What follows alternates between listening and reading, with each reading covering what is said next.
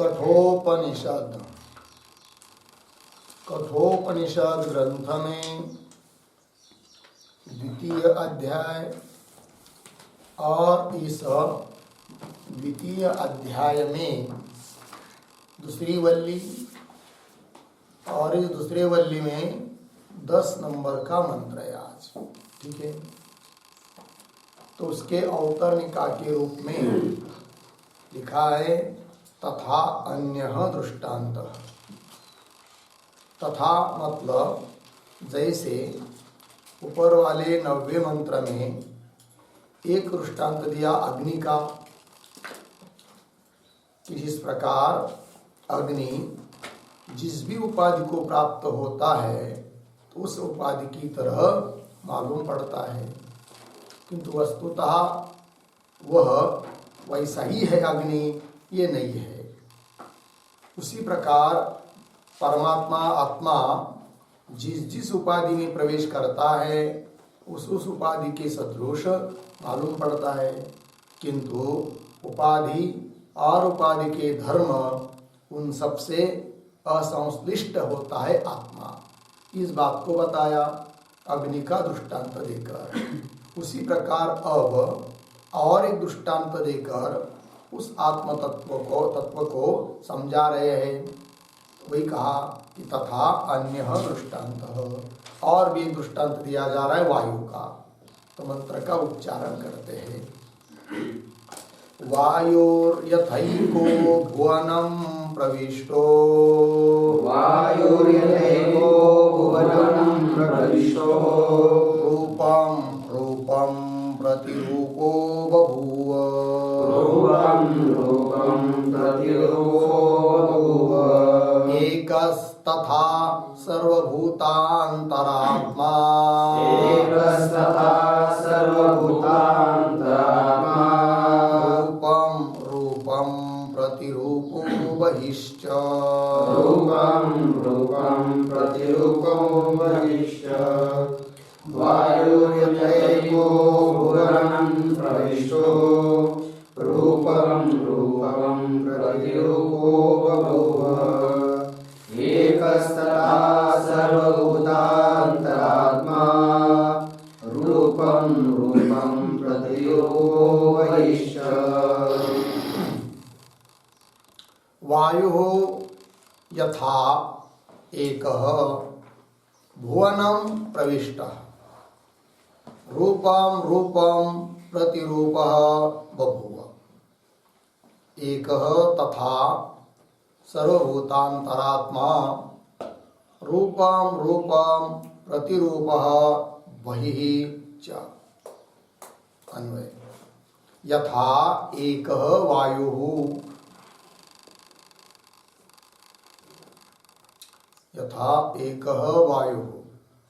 भुवनं प्रविष्टः रूपं प्रतिरूपः बभूव तथा सर्वभूतान्तरात्मा एकः रूपं प्रतिरूपः च बहिः।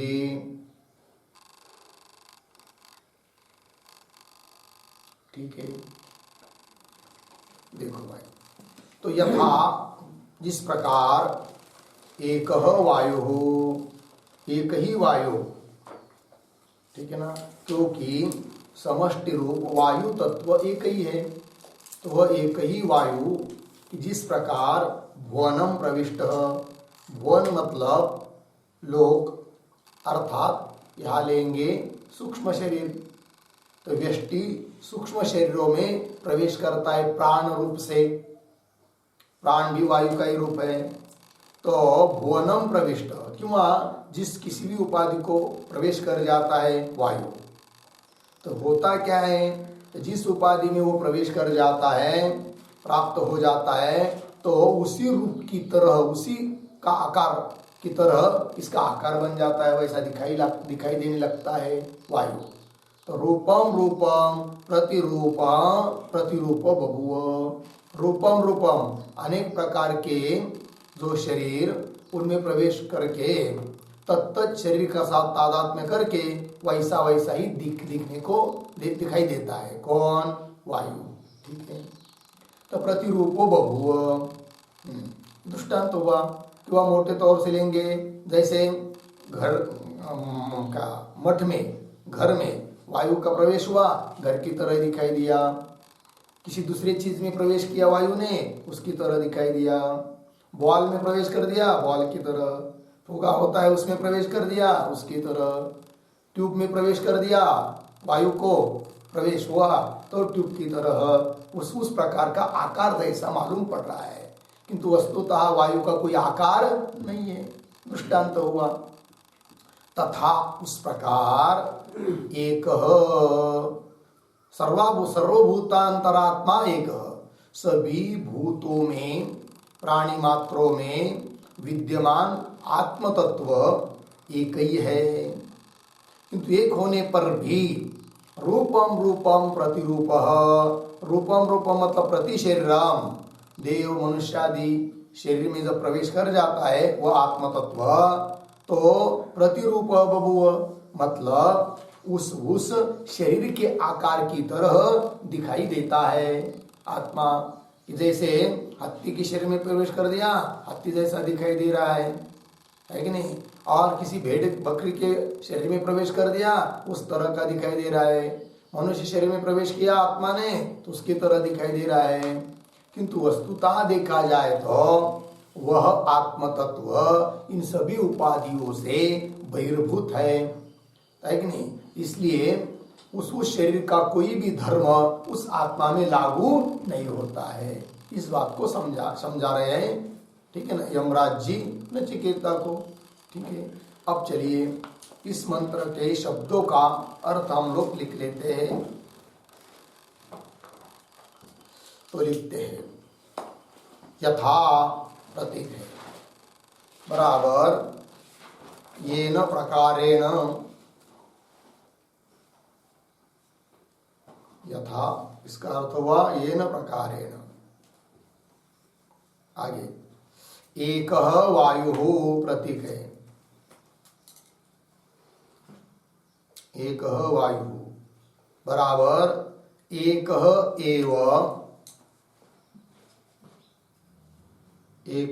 एव समष्टि रूप वायु,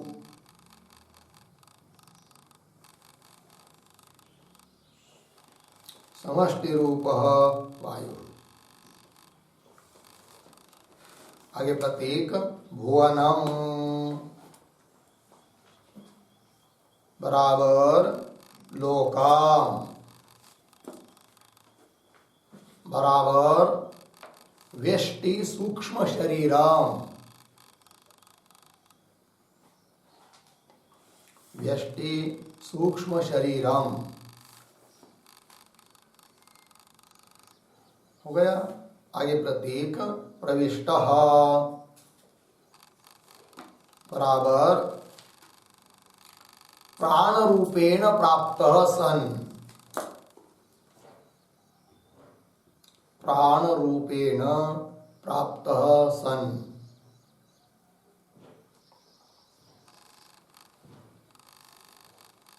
प्राप्त सन। आगे प्रतीक रूपम रूपम, रूपम रूपम बराबर नानाविध शरीरम प्रति,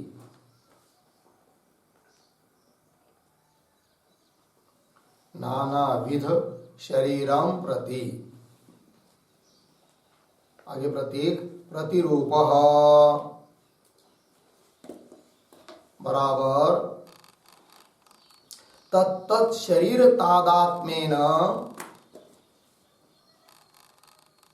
तत्त शरीर तादात्म्येन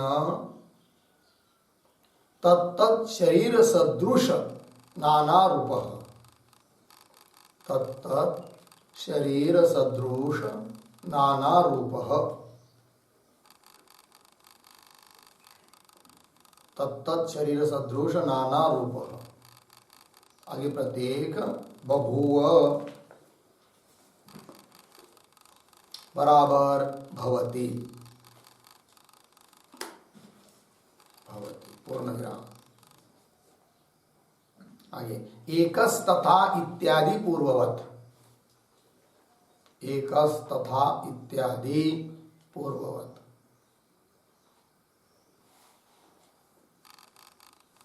ठीक है, चलो भाई। इत्यादि पूर्व मतलब इस 10वें मंत्र का जो उत्तरार्ध है, एकस तथा सर्वभूतांतरात्मा रूपम रूपम प्रतिरूपो बहिश्च, इनकी व्याख्या पूर्व मंत्र की तरह ही समझना चाहिए, क्योंकि इसके ऊपर वाले मंत्र में ऐसा ही उत्तरार्ध है ना, एकस तथा सर्वभूतांतरात्मा रूपम रूपम प्रतिरूपो बहिश्च, सब पूरे तत्शब्द वैसे वैसे यहाँ पर भी समझना चाहिए उसका अर्थ। ठीक है, तो इसका अर्थ समझ लेंगे। तो यथा मतलब जिस प्रकार से एक वायु, एक ही वायु, एक एव समष्टि रूप वायु, समष्टि तत्व है वायु रूप। भुवनम अर्थात लोकम मतलब व्यष्टि सूक्ष्म शरीर, एक एक जीव के सूक्ष्म शरीर में प्रविष्ट प्रवेश किया है। कैसे? प्राण रूपेण प्राप्त, प्राण रूप से प्राप्त है एक एक शरीर में, एक एक व्यष्टि सूक्ष्म शरीर में, क्योंकि सूक्ष्म शरीर के जो तत्व बताए जाते हैं उसमें 5 प्राण भी आते हैं। अब उस शरीर में प्रवेश किया, प्रविष्ट प्राण रूप से प्राप्त हुआ वायु क्या हो रहा है फिर? कैसा? रूपम रूपम नानाविध शरीरम प्रति, अनेक प्रकार के शरीरों के प्रति प्रतिरूप मतलब तत्त शरीर तादात्म्येन, उस शरीर का तादात्म्य धारण करने के कारण तत्त शरीर सदृश नाना रूप, उस शरीर के सदृश नाना रूप वाला जैसा हो जाता है। कौन? वायु, है कि नहीं? हाँ, ये दृष्टांत हुआ। उस प्रकार सिद्धांत को बता रहे हैं। यद्यपि वस्तुतः सचमुच वायु उस शरीर जैसा ही हो जाता है, ऐसी बात नहीं है। उसका तो कोई आकार नहीं है, क्योंकि उपाधियों से वो भिन्न है। अतः उपाधि और उपाधि के धर्म उस वायु को लागू नहीं पड़ते हैं। दृष्टांत में भी उस प्रकार सिद्धांत में भी वैसा ही है कि एक ही आत्मा सभी भूतों का आत्मा होने पर भी और उस प्राणी के शरीर में प्रवेश कर चुका है, तो भी भले उस शरीर की तरह दिखाई दे रहा है, प्रतिरूप बभूव, वैसा वैसा दिखाई दे रहा है आत्मा, किंतु उस शरीर और शरीर के धर्म उपाधि उनका कोई संबंध नहीं है। किसके साथ? आत्मा के साथ, क्योंकि वो सभी से बहिर्भूत है। बहिश्च, ये बात बता दी। हो गया। चलिए अब इस मंत्र का भाष्य देखिए। भाष्य थोड़ा ही है।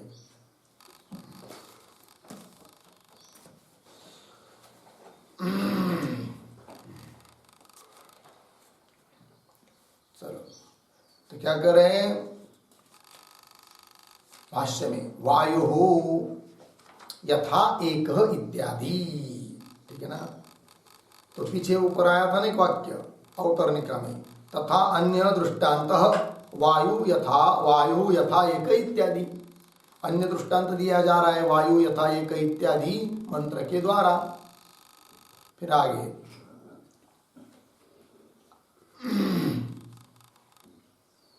प्राणात्मना देहेषु अनुप्रविष्टः कः? वायु इत्यर्थः। तो वायु इति शेषः, ये समझना है। तो प्राणात्मना, ठीक है ना?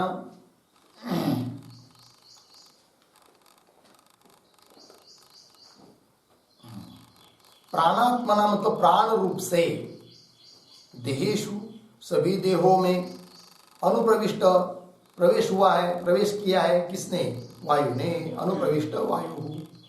फिर क्या हो जाता है? वो प्रवेश करके रूपम रूपम प्रतिरूपो बभूव इत्यादि समानम। तो रूपम रूपम मतलब प्रत्येक शरीर के जैसा, प्रतिरूप तत्त शरीर के आकार जैसा बभूव भवति हो जाता है, मालूम पड़ता है। इत्यादि समानम। तो भाष्यकार कह रहे इसके और ज्यादा कोई व्याख्या करने की जरूरत नहीं है। ऊपर वाले मंत्र में जो व्याख्या की है इन शब्दों की, वही यहाँ पर भी समझना चाहिए।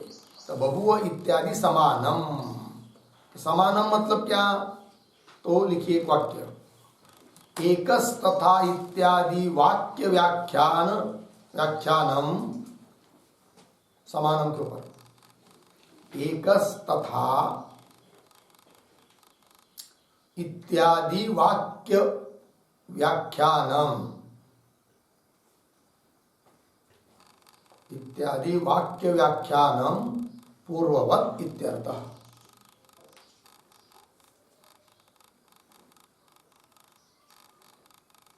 पूर्ववत इत्यर्थः। एकस तथा इत्यादि जो मंत्र है उत्तरार्ध, उसकी व्याख्या, उस वाक्य की व्याख्यान पूर्व की तरह रही है। हो गया इतना। अब चलिए आगे।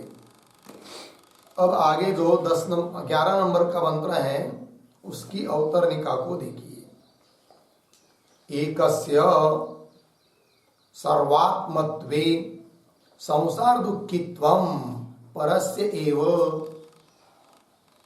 तत् इति प्राप्तम अतः इदम उच्यते। ठीक है।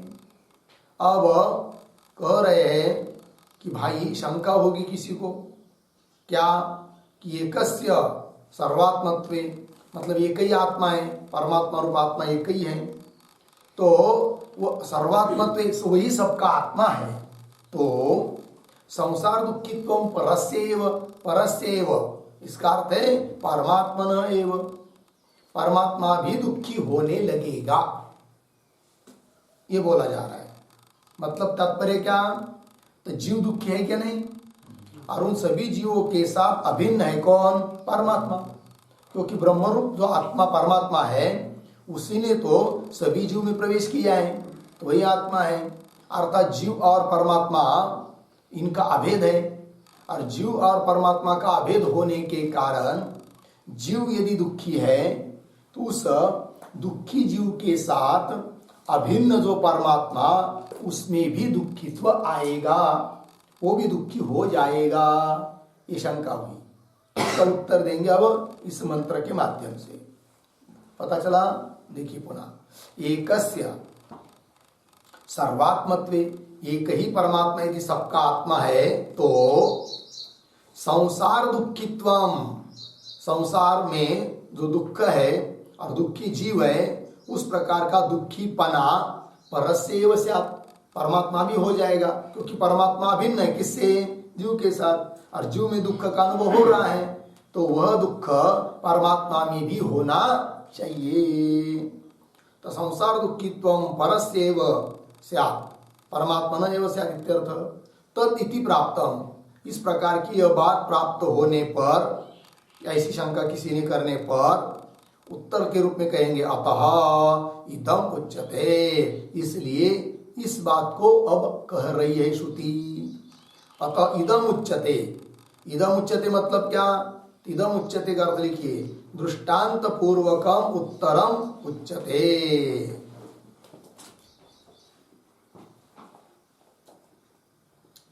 दृष्टांत पूर्वकम उत्तरम उच्यते।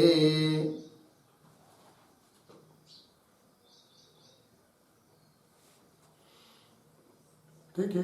दृष्टांत पूर्वक, दृष्टांत देते हुए इस शंका का उत्तर दिया जाएगा, दिया जा रहा है मंत्र के माध्यम से। तो मंत्र को पढ़ते हैं।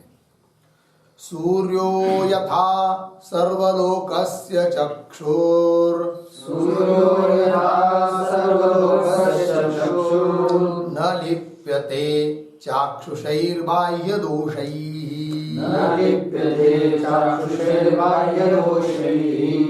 एकस्तथा सर्वभूतान्तरात्मा, एकस्तथा सर्वभूतान्तरात्मा, न लिप्यते लोकदुःखेन बाह्यः, न लिप्यते लोकदुःखेन बाह्यः।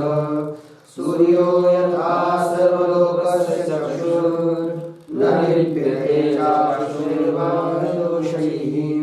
एकस्तथा सर्वभूतान्तरात्मा, न लिप्यते बाह्यः सूर्यः यथा सर्वलोकस्य चक्षुः न लिप्यते चाक्षुषैः बाह्यदोषैः एकः तथा सर्वभूतान्तरात्मा न लिप्यते लोकदुःखेन बाह्यः।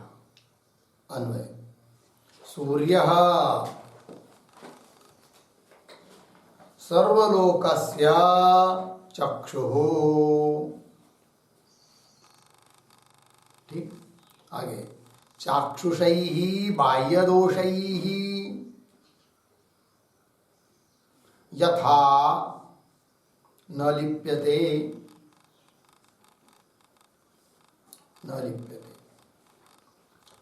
नीचे तथा एकः सर्वभूतान्तरात्मा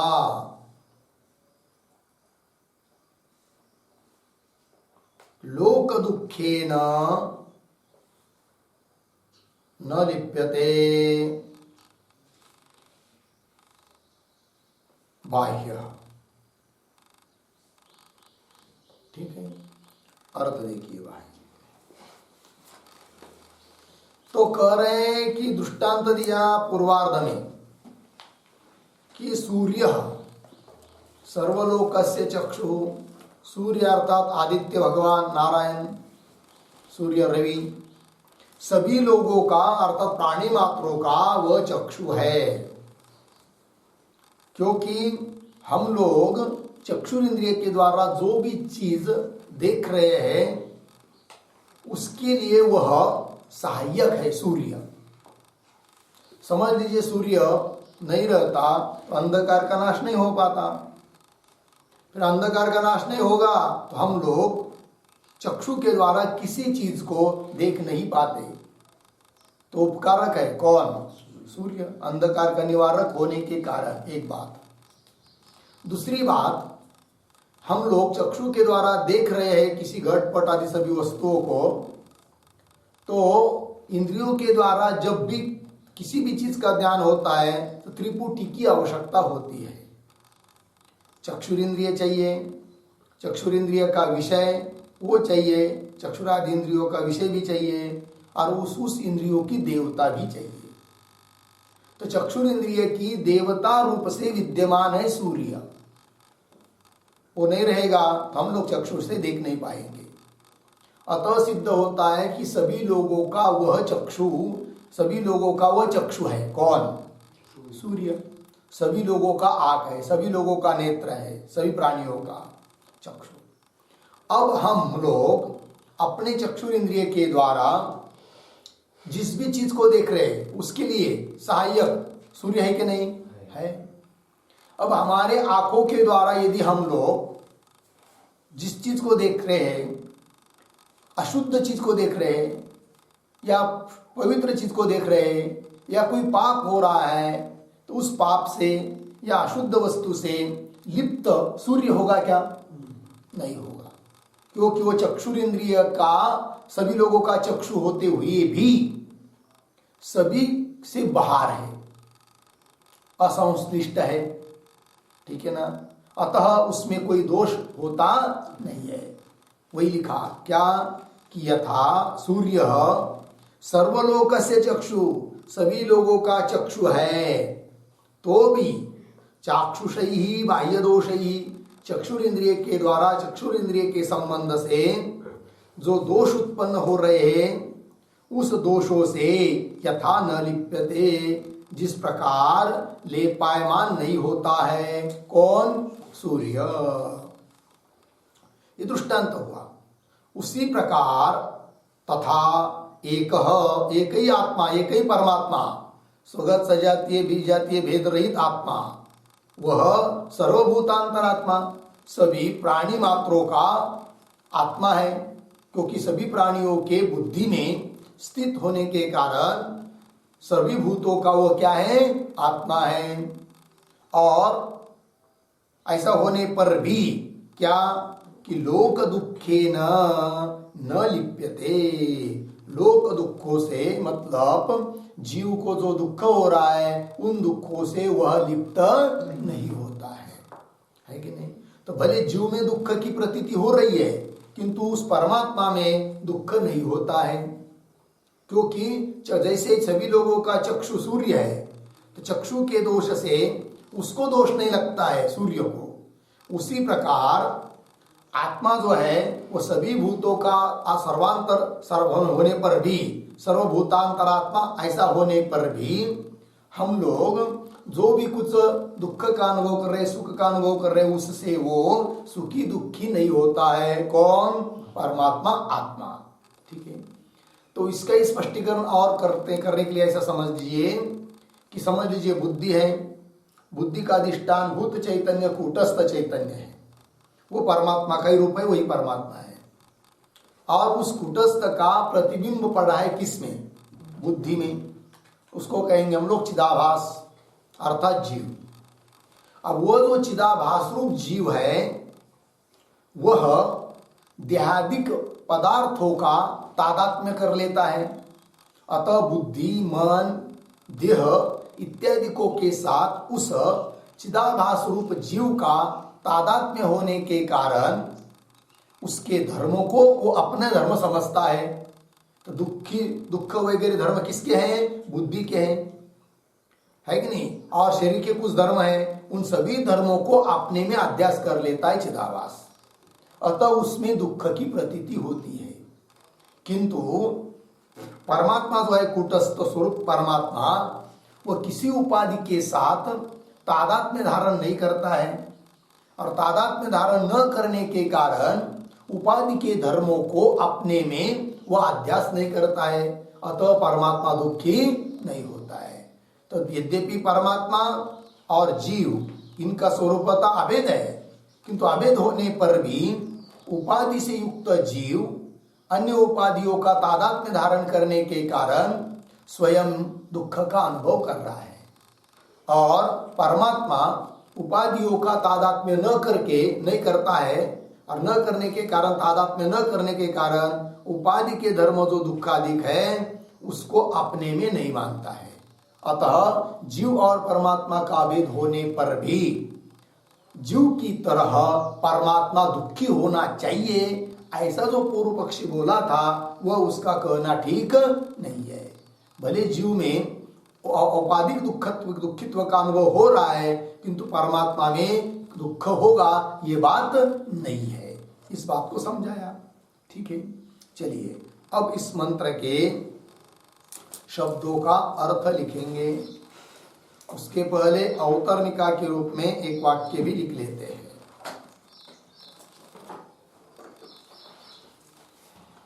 लिखते हैं, एवं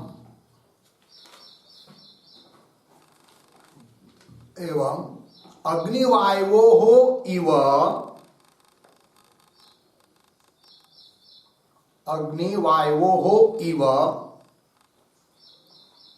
आत्मनः सर्वानुगतत्वात्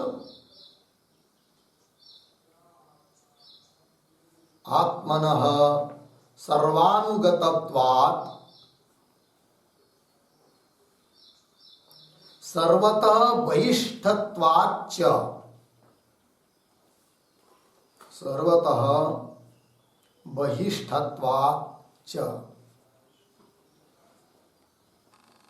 एकत्वं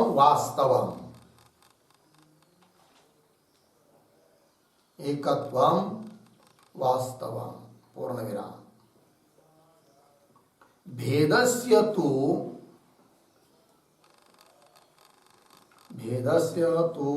उपाधिम अंतरेण अप्रतीयमानत्वात्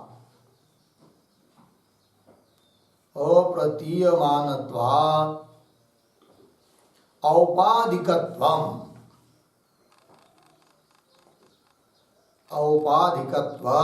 इति उक्तम्। पूर्णविराम।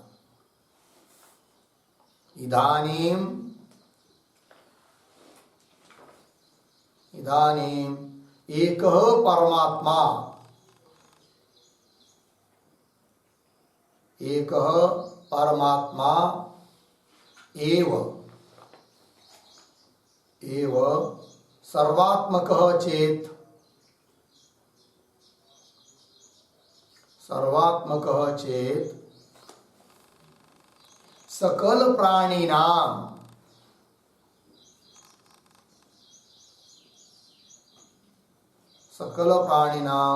दुःख भोक्तृत्वम् अपि,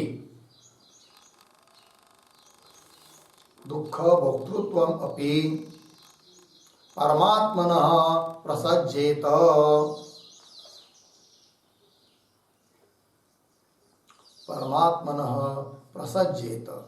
इति अतः आह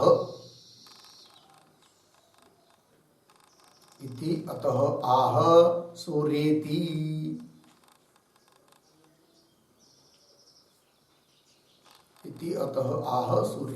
ठीक है जी, चलिए भाई अर्थ। तो ऊपर दो मंत्रों में अग्निवायु का दृष्टांत देकर बताया क्या कि एवं अग्निवायु की तरह आत्मन सर्वानुगतत्वात्, आत्मा सभी में अनुगत है, किंतु सभी में अनुगत होने पर भी सर्वतः बहिष्ठत्वात्, सबसे बाहर है। ऐसा होने से एकत्व वास्तव, एक ही एक आत्म तत्व है, ये निश्चित हुआ, वास्तव है। और भेद की क्या संगति, तो उसको भी बता रहे, भेदस्य तो उपाधिमंतरेण अप्रतीयमानत्वात्, उपाधि के बिना भेद की प्रतीति नहीं होती है। जब भी भेद की प्रतीति हो रही है तब बीच में उपाधि आती ही है, उपाधि को लेकर ही भेद दिखाई देता है। भेदस्य तो उपाधिमंतरेण अप्रतीयमानत्वात् औपाधिकत्वमिति उत्तम, अर्थात भेद औपाधिक है, ये बात कही। अब इदानीम एक परमात्मा एव सर्वात्मक चेत, एक ही एक परमात्मा और वही सर्वात्मक है, तो सकल प्राणी नाम दुख भोक्तृत्व, प्राणियों में जो दुख और भोक्तृत्व प्रतीत होता है, तो सकल प्राणी नाम दुख भोक्तृत्व अपनी परमात्मा न प्रसज्जेत, तो परमात्मा रूप आत्मा में भी दुख भोक्तृत्व इत्यादिक आना चाहिए, क्योंकि सभी प्राणियों के साथ अभिन्न है कौन, परमात्मा। तो सकल प्राणी नाम दुख भोक्तृत्व अपनी परमात्मा न प्रसज्जेत इति अतः आह।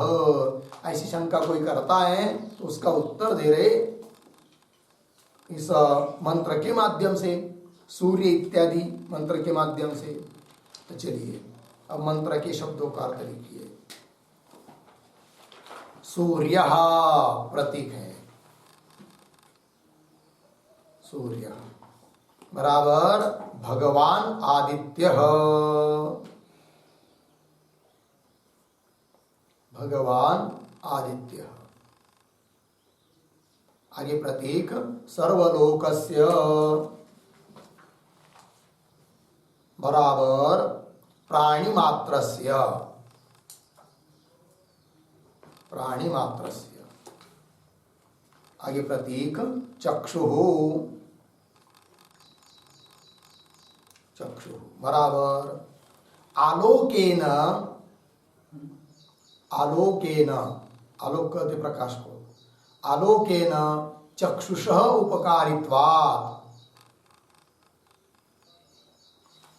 चक्षुषः उपकारित्वात् अर्धविराम। देवतारूपेण, देवतारूपेण चक्षुषी स्थितत्वात् वा, चक्षुषी स्थितत्वात् वा सूर्यः, सूर्यः सकल प्राणिनां चक्षुः,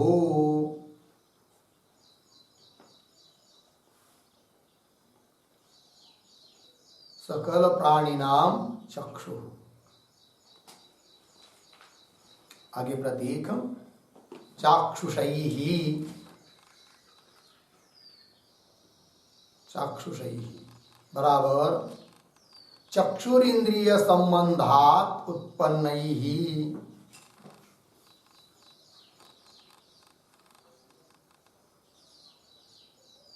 चक्षुरिंद्रिय संबंधात उत्पन्नैः।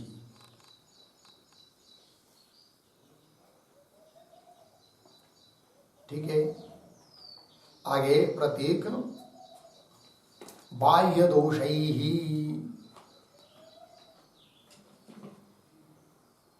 बाह्य दोषैः बराबर निषिद्ध दर्शन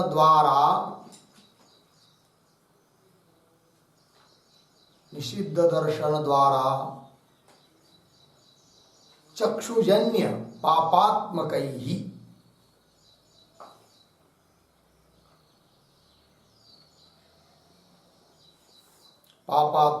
दोषैः।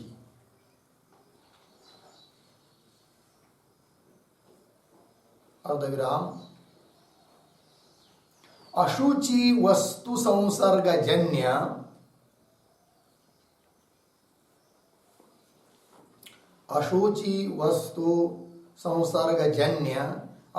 अशुचित्वादिभिः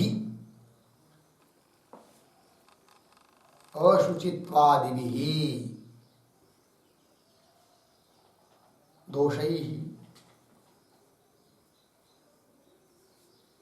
ठीक, आगे प्रतीक यथा बराबर येन प्रकारेण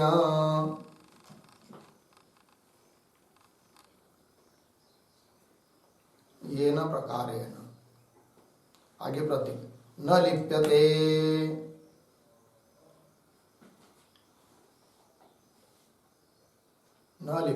बराबर न संबध्यते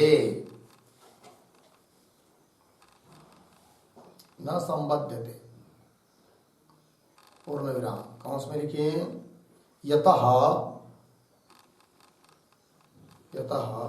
बाह्य बराबर तेजो रूपेण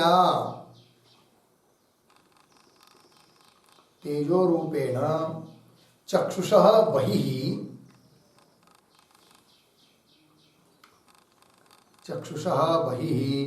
नभसि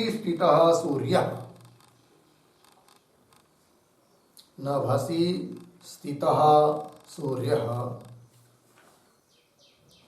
चाक्षुषैः दोषैः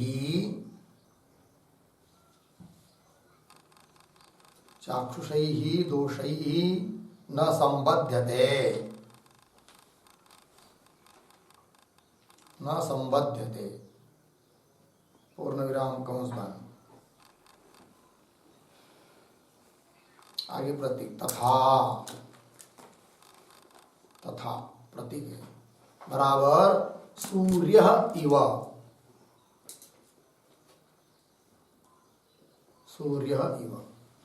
आगे प्रतीक एकः बराबर सजातीयादि भेद रहितः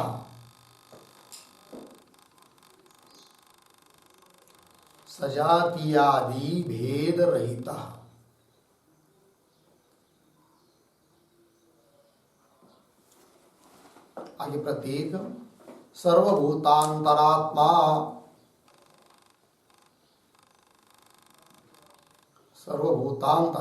बराबर सर्व प्राणिनाम अंतः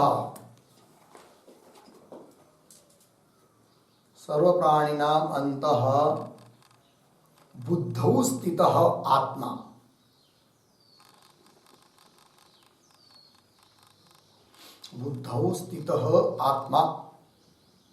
अर्धविराम सर्वभूतानां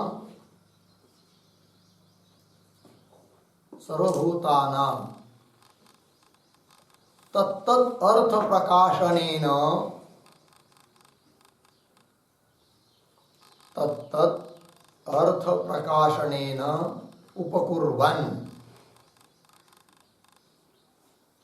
उपकुर्वन् अपि परमात्मा अपि परमात्मा। आगे प्रतीक लोक दुखेन, लोक दुखेन बराबर देह धर्मेण,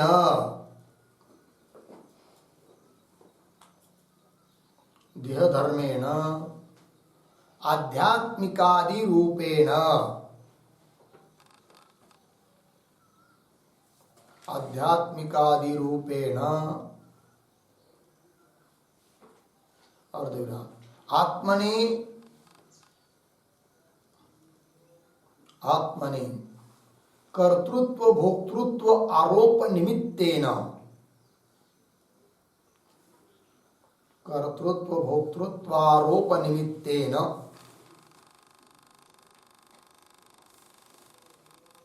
जन्म मरणादि लक्षणेन च,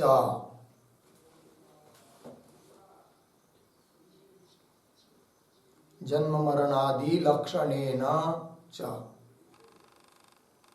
प्रतीक न लिप्यते,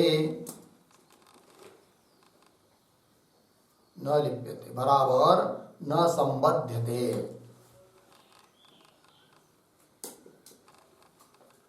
न संबध्यते पूर्ण विराम। यतः आगे प्रतीक लिखिए बाह्य, प्रतीक बाह्य बराबर वस्तुतः देहद्वय संबंध रहित,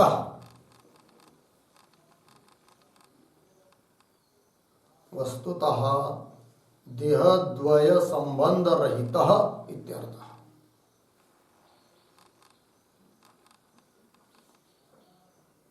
देहद्वय संबंध रहित इत्यर्थः।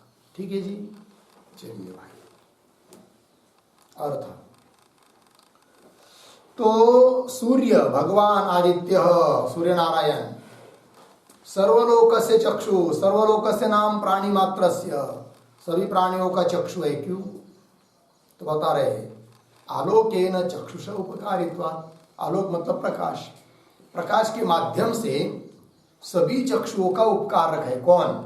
सूर्य, इसलिए उसको कह दिया सभी लोगों का वह चक्षु है। एक बात क्यों? वहां देवता रूपेण चक्षुषी स्थितत्वात्, कि इस चक्षुर इंद्रिय की देवता है सूर्य, तो देवता रूप से सभी चक्षुओं में वो स्थित होने के कारण सूर्य, तो सूर्य सकल प्राणिनाम चक्षु, इसीलिए सूर्य सभी लोगों का क्या है? चक्षु है।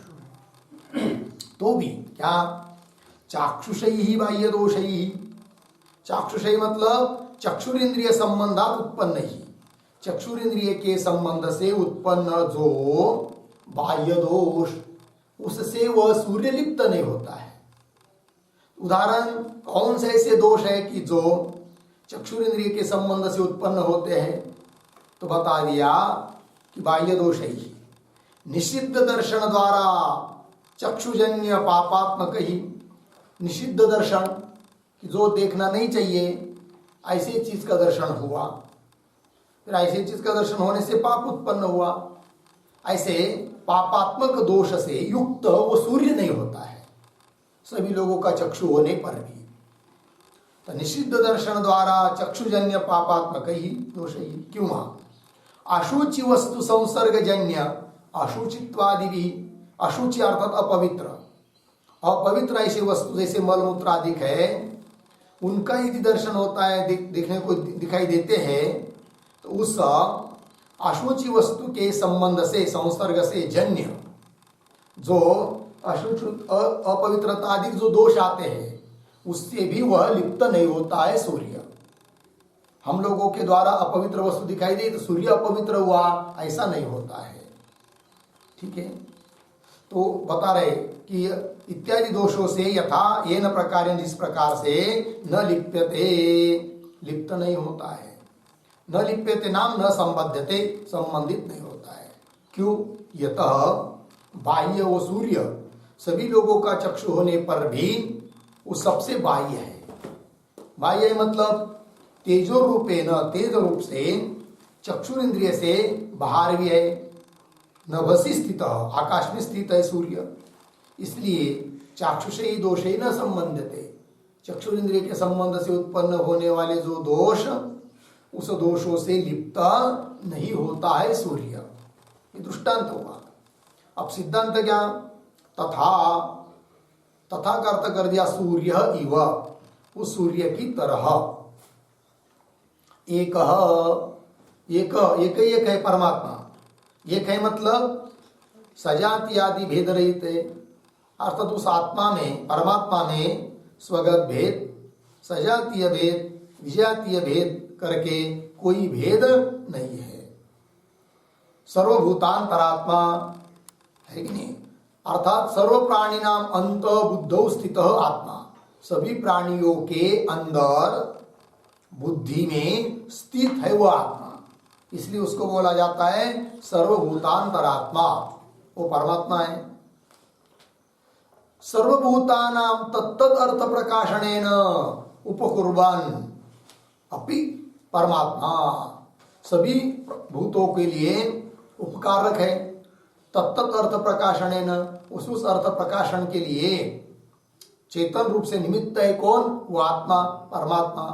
तो अर्थ प्रकाशनेन उपकुर्वन्, उपकार करता हुआ भी वह परमात्मा लोक दुखेन न लिप्यते। लोक दुख मतलब क्या?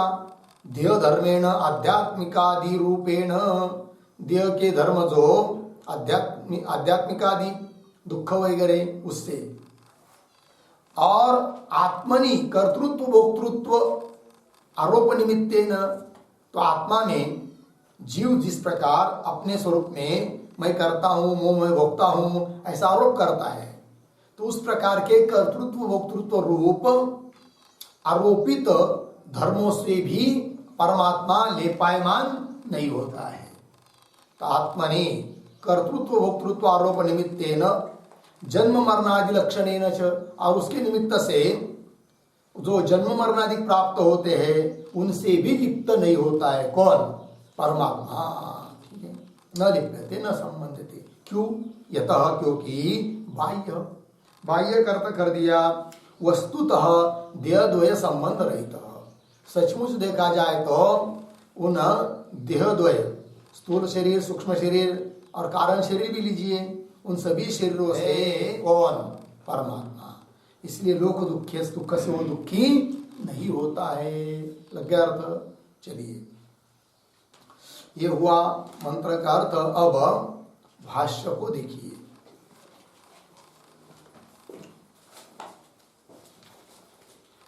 सूर्य यथा चक्षुषः आलोकेन उपकारं कुर्वन्, मिला पंक्ति? थोड़ा अन्वय करेंगे इतने का कि यथा सूर्य आलोकेन चक्षुषः उपकारं कुर्वन्। ठीक, देखिए अर्थ कि जिस प्रकार सूर्य आलोकेन, आलोक कहते प्रकाश को, तो प्रकाश के माध्यम से चक्षुरिंद्रिया, चक्षुरादि चक्षु के ऊपर है कि नहीं, चक्षुषा उपकारं कुर्वन्, चक्षु का उपकार करता हुआ कौन? सूर्य, आलोक के माध्यम से। तो जिस प्रकार सूर्य आलोक के द्वारा चक्षु का उपकार करता हुआ सभी लोगों को देख रहा है, सभी चीज को देख रहा है। उदाहरण, मूत्र पुरुष आदि अशुचि प्रकाशनेन, है कि नहीं, मूत्र पुरुष कहते मल विष्टा इत्यादि, अशुचि मतलब अपवित्र पदार्थों का भी प्रकाशन करता है, सबका प्रकाशन कर रहा है। तो प्रकाशनेन तद्दर्शिनः सर्वलोकस्य चक्षु अपि, उस बाह्य चीजों को देखने वाले जो लोक, तद्दर्शिनः है कि नहीं, सर्वलोकस्य, उसको सभी चीजों को देखने वाले सब लोगों का चक्षु अपि सन, चक्षु होता हुआ भी कौन? सूर्य। चक्षु अपि सन न लिप्यते, या थोड़ा देखिए अन्वय करेंगे, पहले पढ़ लेते, न लिप्यते से आगे, न लिप्यते चाक्षुषैः अशुच्यादि दर्शन निमित्तैः आध्यात्मिकैः पापदोषैः बाह्यैहि च अशुच्यादि संसर्ग दोषैहि। तो कैसा अन्वय करेंगे? तो न लिप्यते को बाद में पढ़ेंगे, तो फिर आगे वाला पूरा लेते हैं। कैसा? चाक्षुषैहि अशुच्यादि दर्शन निमित्तैहि आध्यात्मिकैहि पाप दोषैहि बाह्यैहि च अशुच्यादि संसर्ग दोषैहि। फिर बीच में जो छोड़ा है न लिप्यते। ठीक है जी। अब अर्थ देखिए। तो सर्वलोक से चक्षु अपि सन, सभी लोगों का चक्षु होता हुआ भी वह सूर्य क्या न लिप्यते, लिप्त नहीं होता है। किससे? तो कह रहे चाक्षुषैहि अशुच्यादि दर्शन निमित्त ही, चाक्षुषैहि चक्षुर इंद्रिय के द्वारा अशुचि इत्यादि पदार्थों का दर्शन होने के निमित्त से जो दोष उत्पन्न होते पापादिक, तो अशुच्यादि दर्शन निमित्त ही आध्यात्मिक ही पाप दोष ही, आध्यात्मिक पाप दोषों से अथवा बाह्य ही च अशुच्यादि संसर्ग दोष ही, बाह्य ऐसे जो अपवित्र पदार्थ उनके संसर्ग रूप दोषों से क्या न लिप्यते, लिप्त नहीं होता है। कौन? सूर्य न लिप्यते, सूर्य लिप्त नहीं होता है, संश्लिष्ट नहीं होता है। ऐसी बात थोड़ी है कि हम लोगों के द्वारा अपवित्र वस्तु का दर्शन हुआ अतः सूर्य भी अपवित्र हुआ, ऐसा नहीं है। ठीक है जी, ये बात। फिर आगे एक सन तथा सर्वभूतांतरात्मा न लिप्यते लोक दुखे न बाह्य। मिला पंक्ति? इसका भी थोड़ा अन्वय। एक सन को बाद मिलेंगे, पहले तथा लीजिए। तथा सर्वभूतांतरात्मा, पीछे एक सन लोक दुखेन न लिप्यते बाह्य। मिला? देखो भाई कि तथा ऊपर दिए हुए दृष्टांत की तरह सर्वभूतांतरात्मा, सभी भूतों का आत्मा होने पर भी और वो एक होने पर भी, एका सन लोक दुखे न, लोगों के दुखों से न लिप्यते, लिप्त नहीं होता है, क्योंकि वह इन सभी उपाधियों से बाह्य है कि नहीं? तो कैसा बाह्य है, कैसा लिप्त नहीं होता है, और जीव क्यों दुख से लिप्त होता है, परमात्मा क्यों दुखी नहीं होता है, इन बातों का विस्तार स्पष्टीकरण आगे के भाष्य में कर रहे हैं। देखिए, तो लोकः, मिला पंक्ति? आगे तो लोकः ही अविद्यया स्वात्मनि अध्यस्तया काम कर्मोद्भवम दुखम अनुभवति। पूर्ण विराम। इतने का अर्थ पहले कर लेंगे, पहले अन्वय। तो देखिए, लोकः दो शब्द छोड़कर आगे आत्मनि अध्यस्तया, आत्मनि अध्यस्तया, पीछे अविद्यया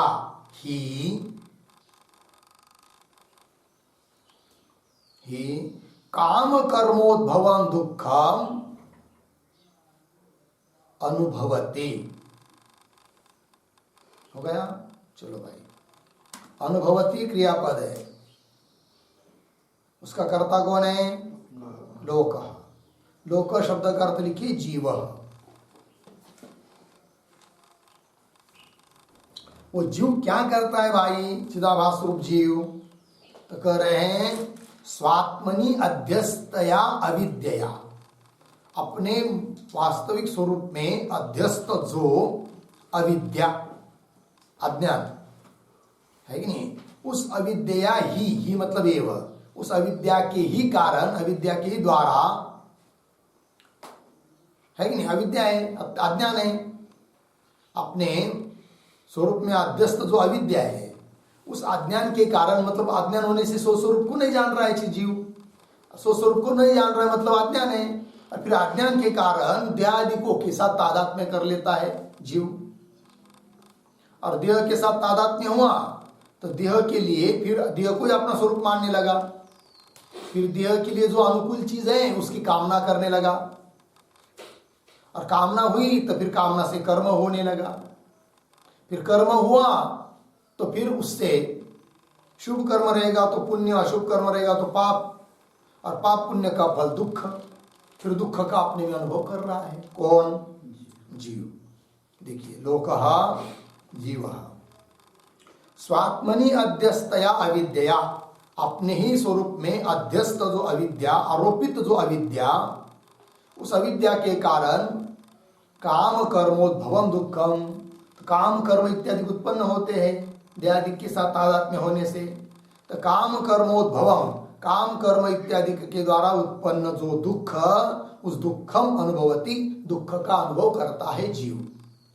वैसा परमात्मा का नहीं होता है, क्योंकि वह अविद्या के द्वारा किसी के साथ तादात्म्य ही नहीं करता है, तो काम कर्म उद्भव, उससे होने वाला दुख उस परमात्मा को नहीं होता है, ये उसका मतलब निकला। तो ये जो वाक्य पढ़ा हम लोगों ने, लोक इत्यादि, उसके ऊपर एक टिप्पणी लिखते हैं।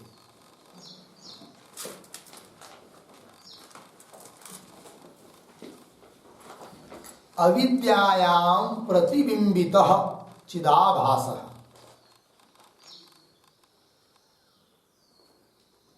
अविद्यायां प्रतिबिंबितः चिदाभासः अज्ञः भ्रान्तः भवति, अज्ञः भ्रान्तः भवति, पूर्णविराम। भ्रान्तः च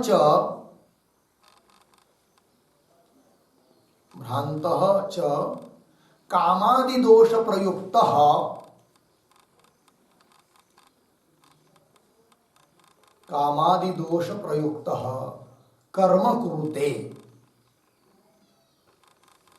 कर्म कुरुते, अर्धविराम। तन्निमित्तं च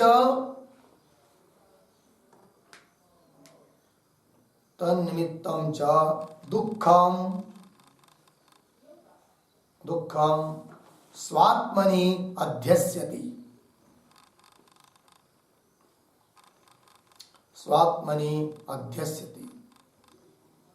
अर्धविराम। परमात्मा तो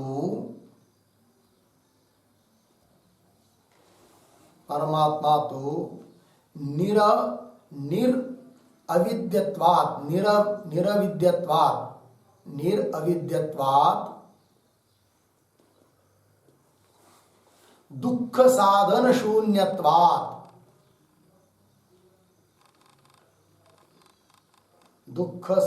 शून्यत्वात्, न दुःखी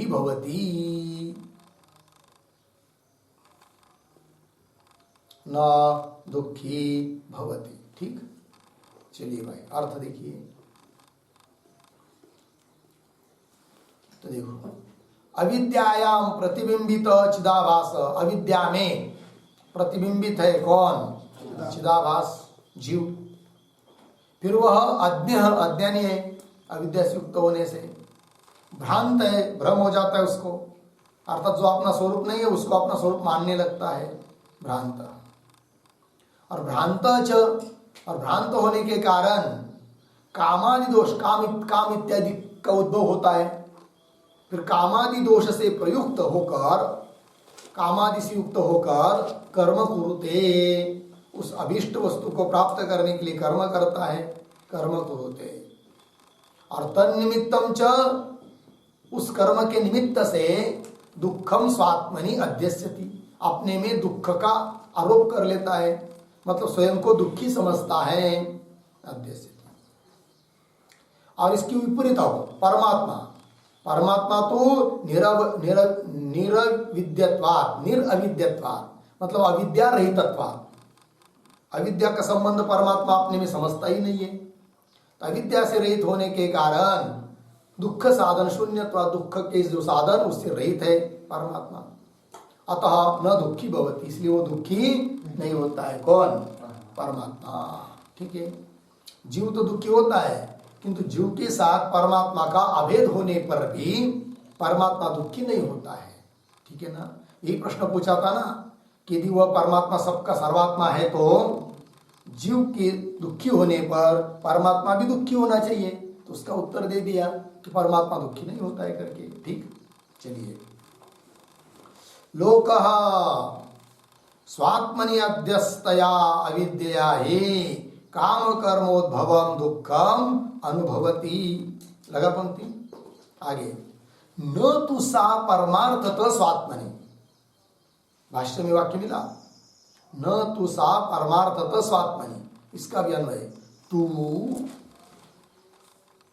सा परमार्थतः स्वात्मनि न, पूर्ण विराम।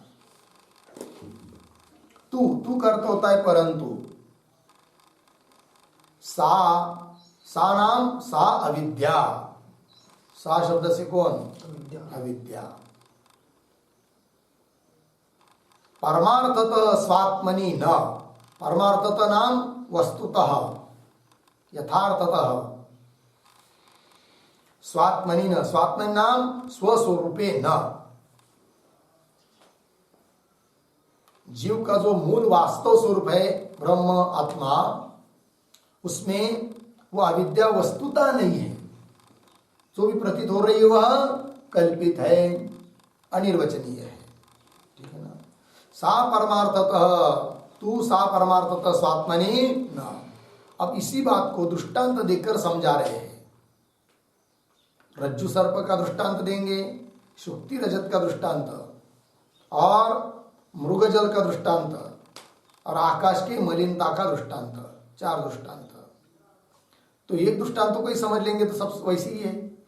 जैसे रज्जु के ऊपर प्रतीत जो सर्प है, ठीक है, तो सर्प जो होता है वह उसका अधिष्ठान भले रज्जु है तो भी वह रज्जु सर्प के दोष से दूषित नहीं होती है। फिर कौन दूषित होता है? तो देखने वाला जो पुरुष है, उस सर्प के संसर्ग में आया हुआ जो पुरुष है वह दुखी हो रहा है, उसमें दुख का अनुभव हो रहा है, रज्जु में नहीं, है कि नहीं? तो दृष्टांत देकर समझा रहे भाष्यकार, किंतु पूरा भाष्य होगा नहीं पूरा, तो इसका विचार हम लोग कल करते हैं। ओम पूर्णमदः पूर्णमिदं पूर्णात् पूर्णमुदच्यते पूर्णस्य पूर्णमादाय पूर्णमेवावशिष्यते। ओम शांति शांति शांति।